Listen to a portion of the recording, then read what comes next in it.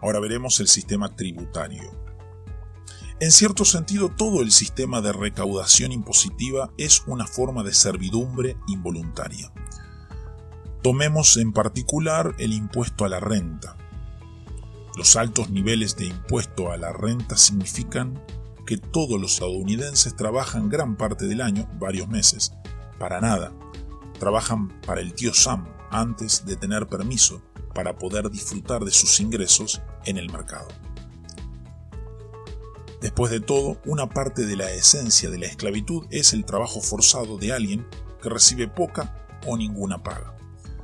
Pero el impuesto a la renta significa que la gente se esfuerza en ganar su ingreso, solo para ver que el gobierno se queda con una porción sustancial, mediante la coerción, para sus propósitos personales. ¿Qué es esto sino trabajo forzado sin paga?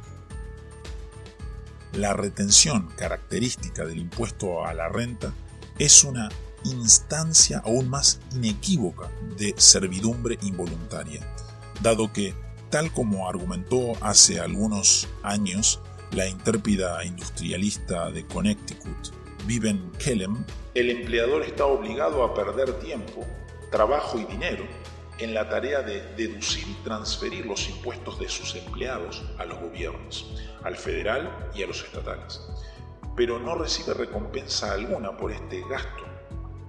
¿Qué principio moral justifica que el gobierno obligue a los empleadores a actuar como recaudadores de impuestos sin pagarles? El principio de retención, por supuesto, es la pieza clave de todo el sistema federal del impuesto a la renta. Sin el firme y relativamente indoloro proceso de deducción de impuestos de los sueldos, el gobierno nunca podría esperar recaudar los altos niveles que tributan los trabajadores en una suma global.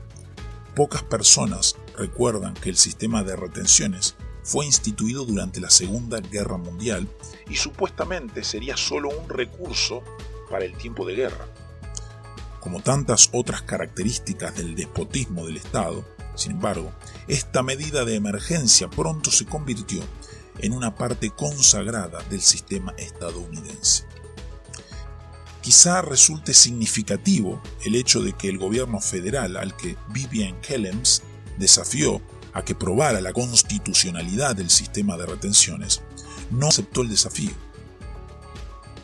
En febrero de 1948, la señorita Kellem, una pequeña fabricante de Westport, Connecticut, anunció que no acataba la ley de retenciones y se rehusaba a deducir el impuesto a sus empleados.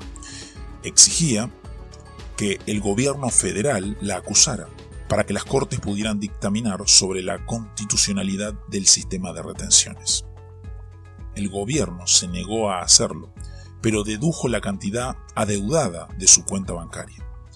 La señorita Kellem inició entonces una demanda ante un juzgado federal para que el gobierno le devolviera sus fondos. Cuando la demanda llegó finalmente a juicio en febrero de 1951, el jurado ordenó al gobierno la restitución del dinero, pero nunca se dio la prueba de la constitucionalidad. Para añadir el insulto a la injuria, el contribuyente individual, al completar su formulario fiscal, también está obligado a trabajar gratuitamente en la ardua e ingrata tarea de contabilizar cuánto le debe al gobierno, y no puede cobrarle por el costo y el trabajo insumidos en la elaboración de su declaración de impuestos. Además, la ley que requiere que todos completen este formulario impositivo es una clara violación de la quinta enmienda de la Constitución, que prohíbe que el gobierno obligue a alguien a declarar contra sí mismo. Sin embargo, las Cortes, usualmente celosas en cuanto a la protección de los derechos de la quinta enmienda en áreas menos sensibles, no han hecho nada al respecto.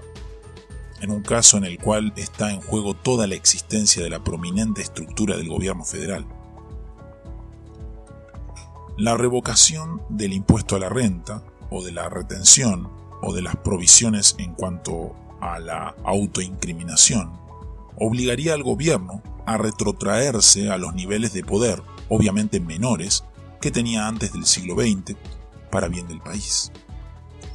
Los impuestos a las ventas minoristas, los indirectos y los de admisión también imponen un trabajo no retribuido. En estos casos, el del minorista que debe recoger y enviar esos impuestos al gobierno.